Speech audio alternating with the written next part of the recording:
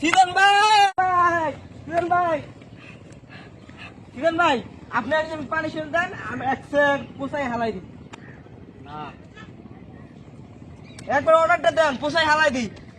না শোন, ঘনকালো এক অন্ধকারে রাত্রে আমার জন্ম হয়েছিল। হ্যাঁ, দিনকার থেকে গ্যারেজের এক কোনায় পড়ে রয়েছে। ভাবছিলাম জীবনটা হয়তো এমনি কেটে যাবো।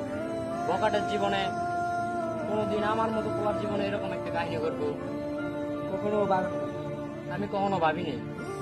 যাক, কোনোদিন তো কোনো ভালো কাজ করি নাই, আজকে করবো।